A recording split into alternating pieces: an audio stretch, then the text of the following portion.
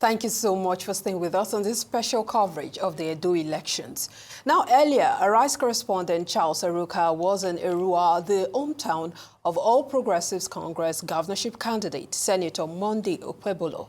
Let's take a listen to his situation report. We are here at the Akko Primary School in Erukaa in Eson Central District of Edo State, and a very interesting state of affairs in this place. Earlier in the day, there was a very heavy downpour. That's when we were heading into this area for to monitor the elections. And for some reason, it seems to have affected the mood as well. What am I talking about? Well, there is a very strong feeling of voter apathy because in this primary school, there are two polling units, units 1 and 2. For Unit 2, there are 788 registered voters, but as at the last count, only about 180 people have voted. Now, calculate the percentage. And in Unit 1 over there, there are 762 voters registered, but at the last count, only about 133 people have voted. So, for an average of 750 voters, you have an average of 150 voting. So what does that say? Well, I have a community leader joining me on the interview at the moment. Let's have you, sir. So joining me is Mr. Louis Ebodare, a community leader in this community in Erukaa, Edo State, Eson Central, and would like to find out, sir, about 700 plus voters here, 762 in Unit 1, 788 in Unit 2, and an average of only about 150 people voting. So that speaks very strongly of voter apathy in this polling unit and probably in this community. So what would be the explanation for that? Well, there could be so many factors, and I can't tell you for sure what the driving factor is. But from what I know, initially we had a heavy downpour, and because of that, a lot of people did not come out. We're hoping that now that the sun has come in, hopefully more people will come out. And also, one of the things that transpired in the last week perhaps maybe have made some people to stay home because there were random, if I would say, quote unquote, kidnapping. Some of the political party leaders were picked up. Some are still missing. So we don't know, because sometimes when things like that happen, that's what we call intimidation factor. So maybe people are scared to come out, believing perhaps the election will not hold, but we're here. So we're hoping that in the next hour before the polls close, hopefully more people will come out. But those numbers, like you said earlier, those numbers are very low. We have done elections before, and these numbers are higher than what we're seeing today.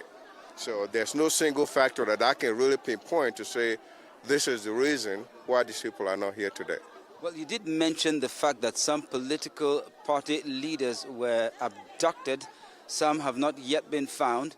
It's interesting to know, is there a particular or specific political party being targeted in these abductions, or is just across the board? Well, for most part, I can only speak to my party, which is the ruling party in the state, which is the PDP. We've had many of our leaders abducted. Some are still missing. We don't know where the whereabouts. We went to the police stations to ask, and there's no information on their whereabouts. So that is troubling by itself. Any idea who could be behind these abductions? We don't know, because initially we thought maybe perhaps it is something whereby they committed some offense and they were picked up to take to the station or the area command. But we got there and they said, no, nobody was brought to that station. So we don't know where they were about. So your guess is as good as mine. Interesting. Now, you also said that you've had elections here before, and you've even had lower numbers than this, right? Higher numbers than this. The numbers have been higher than what we have today. So what I could also say, another factor is this intimidation factor. So when the information goes out, some people are scared to come out, and it's not good. Like I encourage everybody, whether you're PDP, Labour Party, APC, let's vote in peace and harmony so that at the end of the day, everybody will be happy. Whether your candidate wins or not, we want to make sure there's no violence today at this place, you know. So that's what we've been trying to preach, and that's what we're trying to encourage them. Asking more people to come out. If they've been afraid, tell them that there's nothing is going on, that we're good. Now, you talked about violence, and you mentioned specifically the abductions of some party leaders. Were there other acts of violence besides abductions that could have been responsible for what you have described as intimidation of the populace? As a matter of fact, to start an example, I think about 3 or 4 days ago, I got information that the honorable member representing this Esan Central in the House in the State Assembly was attacked, and a fight ensued. I understand he was slapped twice. So we don't know. So you're talking inside Erukaa here? Inside Erukaa. So if an honorable member could be attacked like that so readily, who has military or security personnel, then maybe people, that sends a clear message about what is on ground. So. But then that would appear to be disenfranchising the people. So who are the losers in this case? Well, from what we see is that elections will come, elections will go. We are still a community, so that was not necessary. So we don't know who is sponsoring such or why that happened. So like most people stayed indoor, and I heard about reports of some destructions in some people's homes. We don't know. We don't have any specific information as to who those people are who are doing it.